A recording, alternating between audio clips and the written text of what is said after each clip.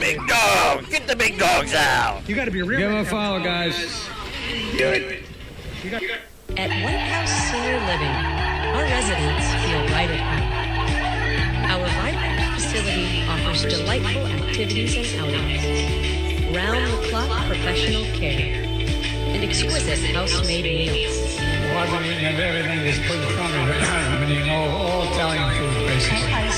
And ice cream, chocolate chip ice cream. White House Senior Living, where residents feel like presidents.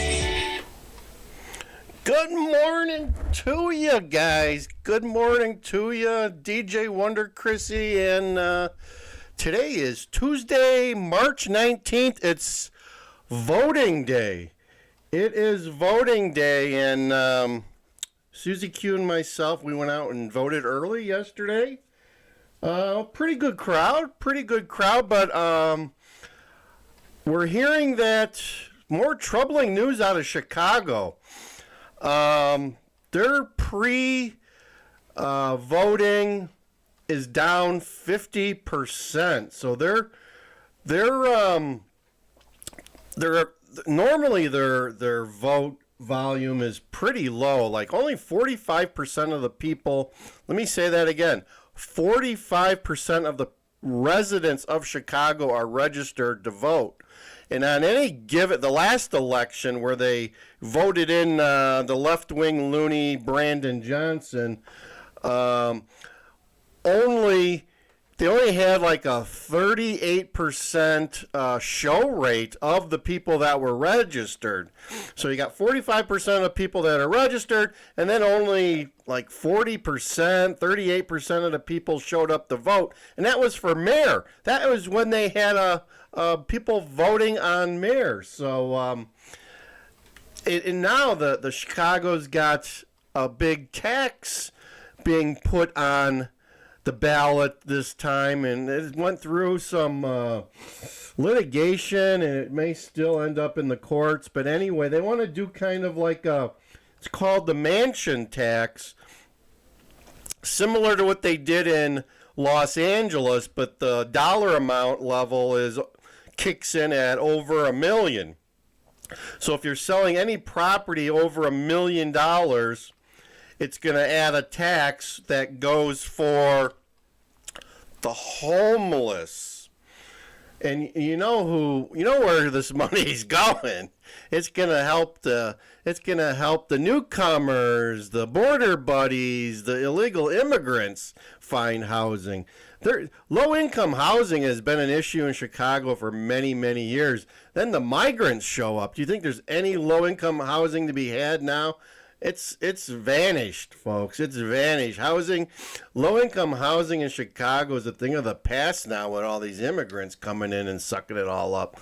So let's listen to this video where they talk about the mansion tax a little bit, and they don't get into it too deep, but it's going to have far-reaching implications on housing in Chicago, and think of all those office buildings that some of these banks are sitting on, and what they're going to have to pay when they sell those, if they ever sell them, with this new added tax that's supposed to bring in $100 million a year for the homeless.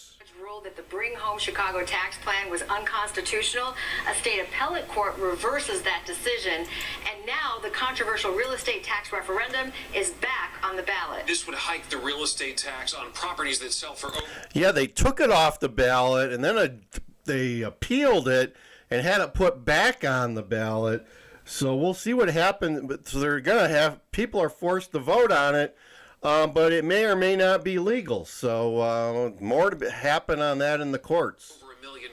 The extra funds then going to help the city pay for services to help Chicago's homeless. NBC5's Natalie Martinez has reaction to this move tonight.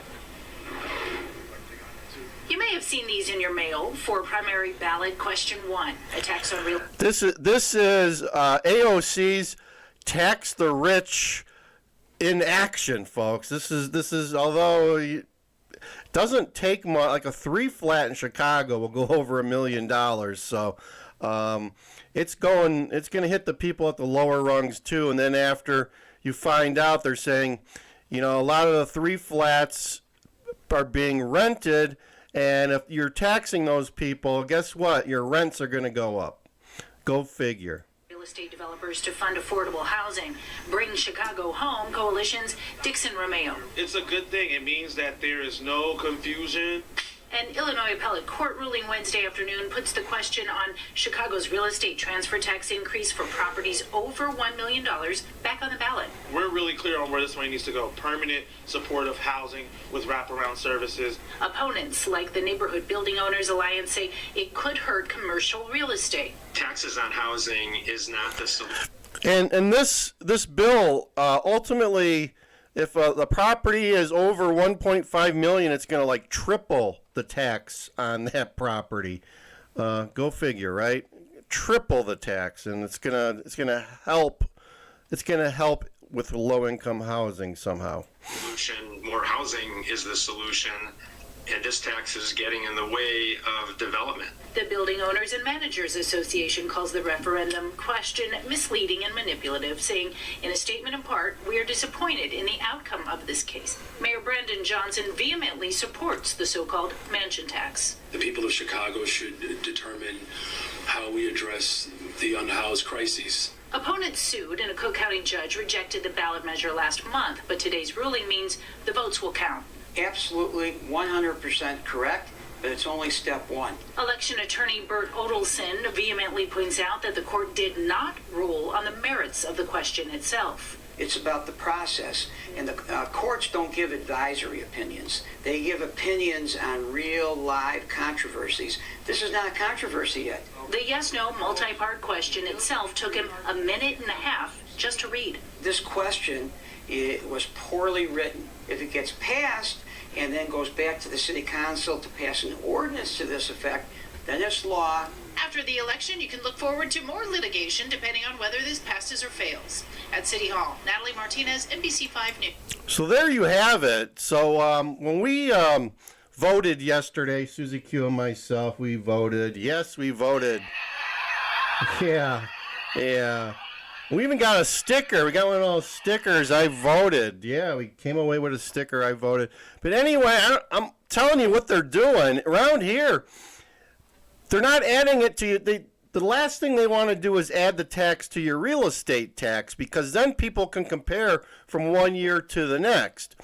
They're adding these sales taxes and fees and stuff that people don't notice. Right? You don't notice you pay that tax when you sell your house, or you're paying it when you buy something in a grocery store. So it's almost like it's invisible, right? That's what they're doing in my town. They don't. The last thing they want to do is add a tax to your property tax, because when they do that, you're gonna see, it was $7,000 last year. Now it's $8,000. Wow, what's happening, right? And then you feel it. Then you can monitor it. Then you can figure it out. No. They want to add it to the store taxes and fees and user fees and all sorts of stuff like that. Politicians are smart, folks. I'm here to tell you the politicians are smart on the way that they tax. And I live in one of the highest tax counties in the nation. And that's what they do.